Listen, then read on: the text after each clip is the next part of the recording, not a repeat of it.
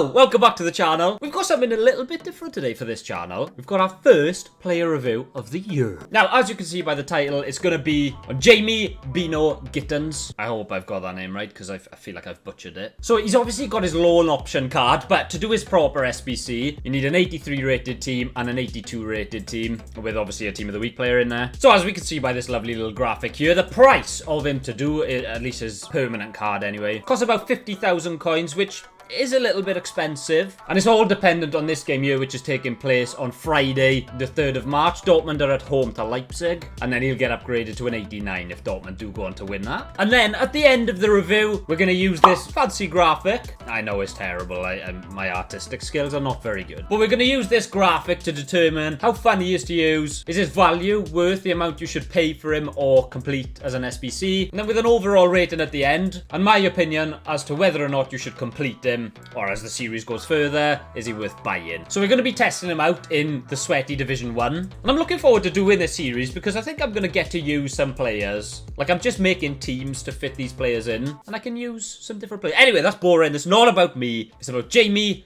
Bynoe-Gittens. So onto his card, just before we get into any games. You can play left mid, right mid, or left wing. Obviously, it doesn't really matter too much. With custom tactics, you can play him anywhere. So if you haven't watched some of my custom tactics videos, which I would recommend going to watch, my two go-to formations are a 4-2-3-1 and then the 4-2-2-2. So in the 4-2-3-1, I've got him playing as a left attacking mid, which is, if I was using a card like this, that's more likely where I'd play him. But I'm going to try him up top as well when we switch to the 4-2-2-2. So yeah, let's see how he goes. Right, let's get into the gameplay then. There's going to be a few different clips through these playing in the background. I'm just going to talk over it and give you a bit of my review. There's going to be some goals, some assists, some bits where maybe his skills didn't pay off, and that's something I'm going to touch on now while I'm talking about it. One thing I do really want to say about him, the best thing I found, which is surprising because his shooting is not up there with one of his best stats, but his finishing was really, really good. But one thing that I did find, you saw in that clip there, when he's trying to do skills, now, I know, that's a lovely finish there, by the way.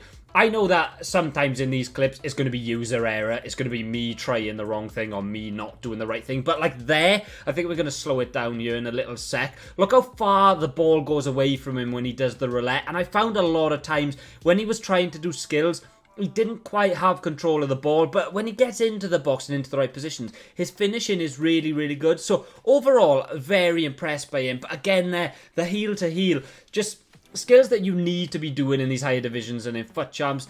It just, they don't feel, it doesn't feel like one of them players where he feels fully in control. There are some offside goals in this as well, by the way, but I thought, why not show him in with his finishing? But yeah, some players are very, very responsive when they're dribbling, and you can feel they're very responsive, they look good, they feel good to dribble with, but I'm so disappointed because he's not one of them.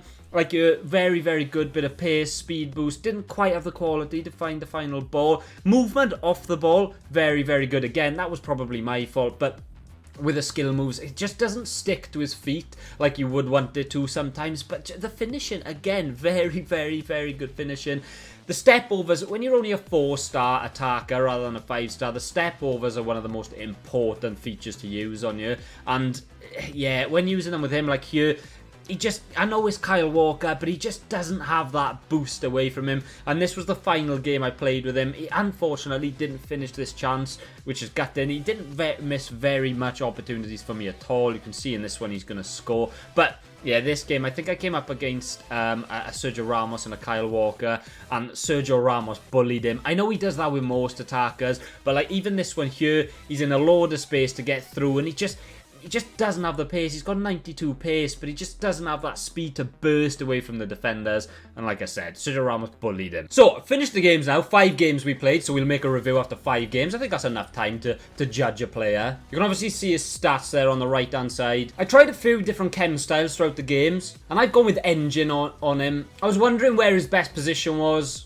I tried striker, I tried cam, I tried ram, I tried left attacking mid, and I decided he was probably best out on the left. And I went with engine just to buff his pace, his passing and his dribbling. But if you're going to play more of a central role, I'll probably go hunter on him. Yeah, he's obviously got them 4-star, high medium work rates. Right then, so on to the actual reveal itself. I'm not going to spoil it straight away, so we'll do it bit by bit. I'm going to explain a little bit through my decisions and everything, so I hope I don't bore you too much. But for those that want the in-depth analysis about my life and Jamie Bynoe-Gittens' life, then you're welcome. So the first thing we're going to look at, as you can see over there somewhere, is stats. So 5 games in Division 1, 6 goals and 4 assists. 10 goal involvements in the 5 games that he played is not too bad going at all. The difficult thing about this guy is that I'm not quite sure what his best position would be and what position to play him. And you can see by the stats on his card that he should be relatively good in any of the sort of forward positions or wide positions. So let's have a look into his actual ratings that I've given him then. So for the value, a very, very solid 9 out of 10. 50k coins for an SBC is not too bad at all. I know after Team of the Year that a lot of people are running low on fodder, and he's an 83 and an 82 rated squad, which I think a lot of people will have players like that lying about in the club. And the fact that this might actually get an upgrade to an 89, it makes it a good value, especially if he does get that upgrade. I think for around that price mark, you can safely say, you know, there's not loads of other better players on the market that can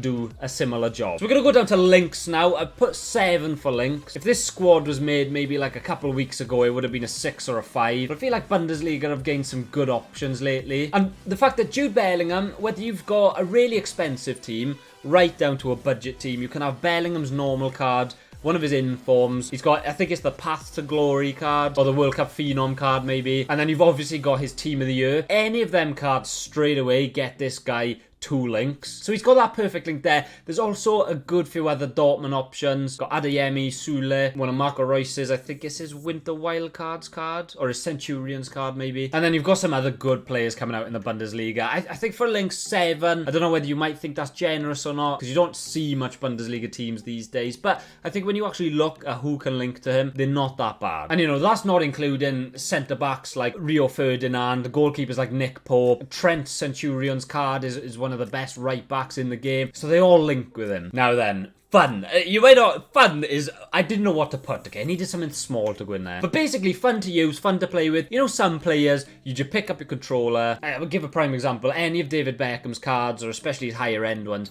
they just feel fun to play with. He seems very responsive, very fluid in the terms of, you know, you press shoot, you press pass, you do a skill move, and it just feels like it's coming off smoothly and nicely. But then you've got some players, and unfortunately, JBG is what I think I'm going to call him from now on. He just doesn't have it.